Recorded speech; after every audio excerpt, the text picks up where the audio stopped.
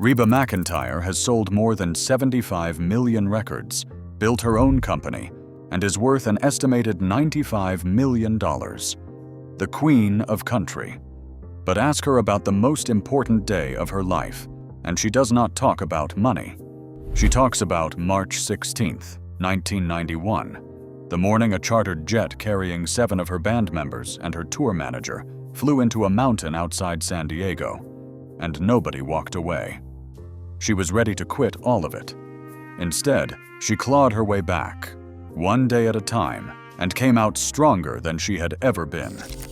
We traced her whole path, from a rodeo kid on an Oklahoma cattle ranch to one of the only women in this business who never lost control of her own money. And the strangest part is what she says it taught her, that the money was never the point. Start with that morning, because everything about Reba runs through it. On March 15, 1991, she played a private show for about 1,000 IBM executives in San Diego. 2 jets were waiting to fly the tour to the next stop in Fort Wayne, Indiana. Her band and her tour manager, Jim Hammond, boarded the first one. Reba stayed behind. She had bronchitis, and she decided to sleep it off one more night in a San Diego hotel with her husband and manager, Narvel Blackstock, and her stylist. That one decision is the hinge her whole life turns on. Around 1:45 in the morning, that first jet lifted off, banked east, and slammed into the side of Otay Mountain, close to the border with Mexico. Everyone on board died. 7 of her band members, Hammond, both pilots, 10 people in total. A second plane carrying 2 other members of her crew reached Fort Wayne safely. The line between the 2 aircraft was the line between living and dying, and it came down to who booked which flight. The names of the lost still sit on her Instagram every March. Chris Austin, Kirk Capello, Joey Ciganero, Paula K. Evans, Terry Jackson, Tony Saputo, Michael Thomas, and Hammond. Years later, on Oprah Winfrey's Masterclass, Reba described following Blackstock from hotel room to hotel room while he made the calls, one after another, telling people their family was gone. She called it the worst thing.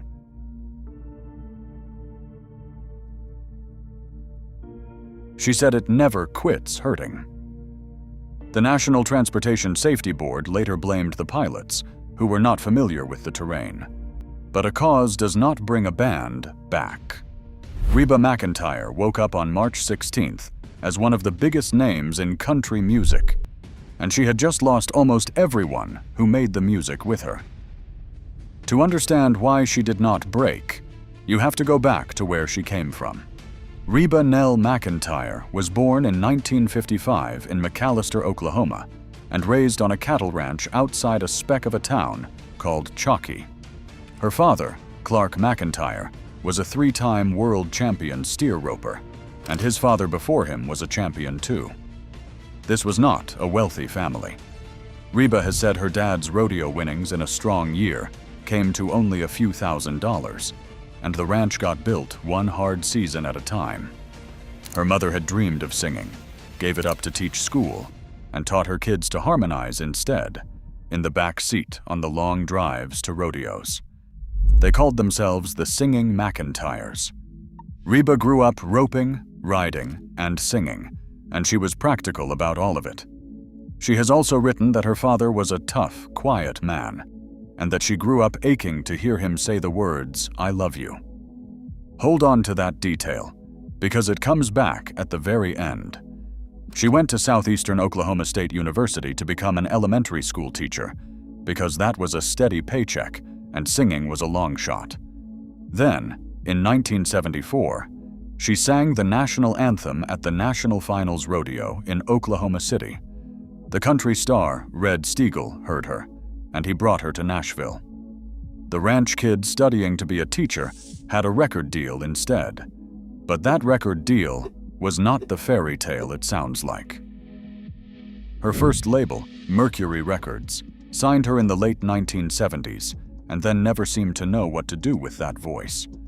They put a soft pop gloss on it, chased whatever was on the radio, and her records mostly underperformed. She was good, and she was going nowhere fast. So in 1984, she moved to MCA in Nashville and did something that tells you exactly who she was going to be. She pushed the label to let her make harder, more traditional country, the kind she actually grew up on.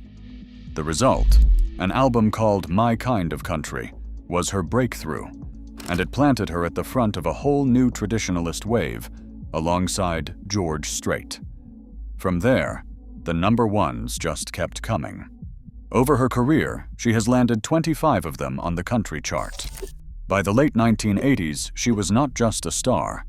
She was becoming an institution. But the most important move she made in that decade had nothing to do with a song. Artists at that level usually hand their careers to a label and a management firm and hope for the best. In 1988, Reba built the management firm herself, a company called Starstruck Entertainment, founded with Blackstock. She was learning early that the real power in this business is not the hit. It is owning the machine around the hit. Which brings us back to 1991, and the question of what a person does after the worst morning of her life. For a while, the answer was almost nothing. Reba seriously considered walking away from music for good. Two of the biggest names in the genre reached out to hold her up. Vince Gill called and told her, "Buddy, I will be there for you." Dolly Parton offered up her own band so Reba could finish the tour. And Kenny Rogers, she says, saved her sanity by asking her to come act in his television movie that year, just to give her somewhere to be that was not grief. She went back to work faster than anyone expected. 9 days after the crash, she stood on the stage at the Academy Awards and performed. And then she did the thing that defines her. She took all of that pain and put it on tape. That fall, she released an album called For My Broken Heart, written in the shadow of the crash, and dedicated to the people she lost. It was not a commercial calculation. It was grief pressed onto a record. And it became the best-selling album of her entire career. It was the first album by a woman in country music certified double platinum by the industry, and it has since gone quadruple platinum. Sit with that for a second. Out of everything Reba McEntire ever made, chasing hits and building a fortune, the thing that sold the most was the record she made out of the worst thing that ever happened to her. That album is the proof of this whole story. The meaning came first, and the money followed it. If a story like this is why you are here, take a second and subscribe. We trace the real money behind famous names every week, all the way down to the filings and the court records now back to Reba, because after the comeback came the empire. Through the 1990s and 2000s, she turned herself into something much bigger than a singer. She starred in the horror movie Tremors, headlined her own sitcom, simply called Reba, for 6 seasons, and even took Broadway as Annie Oakley in Annie Get Your Gun. More recently, she has been on Young Sheldon, on Big Sky, and coaching on The Voice, where by one industry estimate she pulls in around $13 million a season. Meanwhile, Starstruck, the company she and Blackstock built, was not only running her career, it was managing other huge acts, including Blake Shelton and Kelly Clarkson. Then there is the real estate, where the numbers are actually on the record. In 2003, she and Blackstock bought a mansion in Beverly Hills for $9 million. In 2015, they sold it for $22.5 million. She has turned her Oklahoma roots into businesses too.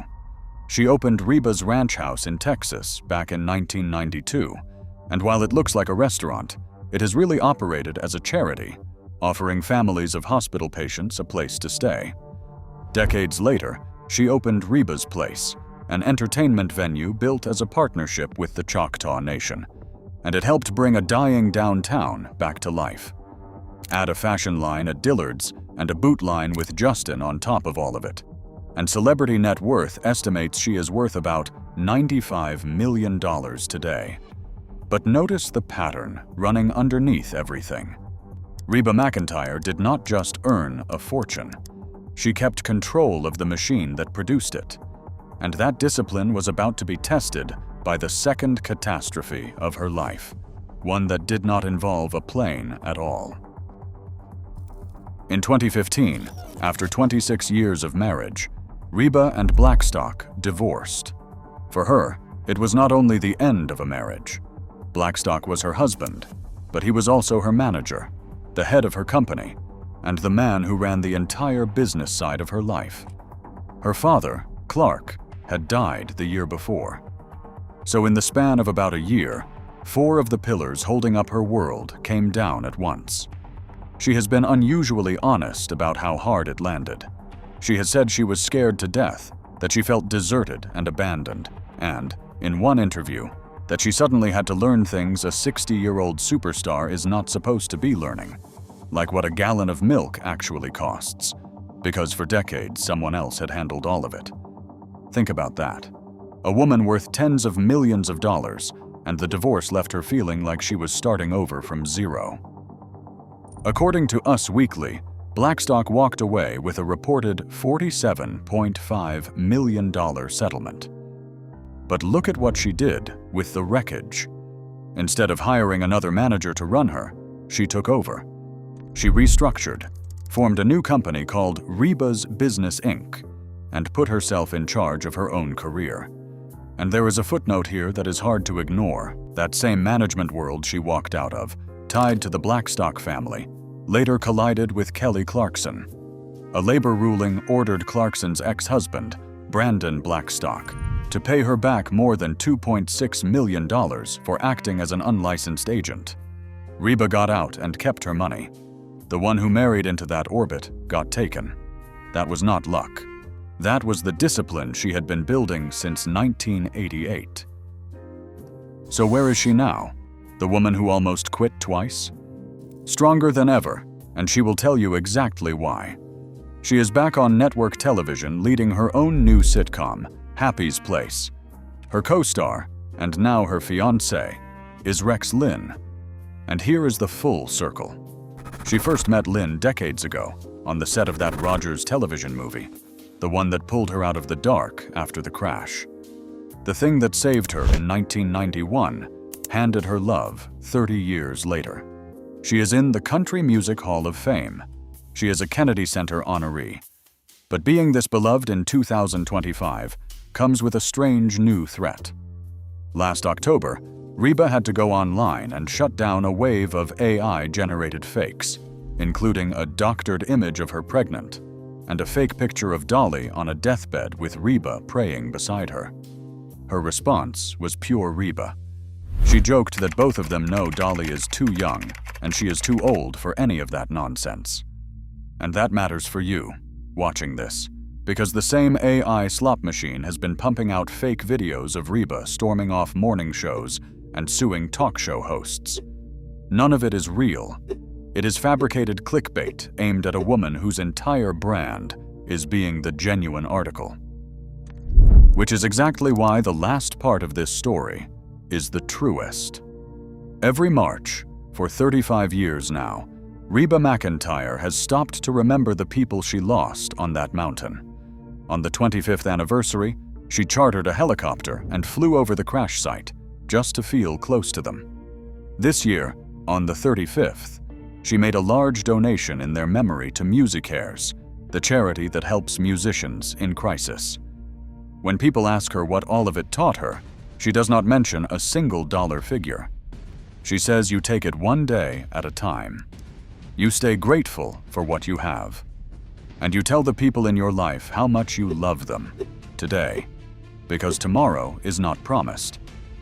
Remember the little girl on the ranch, aching to hear her father say those 3 words. She spent a lifetime learning that they were worth more than anything she would ever earn. That is the answer from a woman worth $95 million. Not the records, not the mansions, not the empire she fought to control. She measures her life by the 8 people who got on the first plane. Reba McEntire lost almost everything that mattered on that morning in 1991, and she spent the next 35 years proving that the things you can actually lose were never the valuable ones. If you want the other side of that coin, the stars who chased the money and lost themselves, we have a whole shelf of those. But this one belonged to the woman who did it the other way.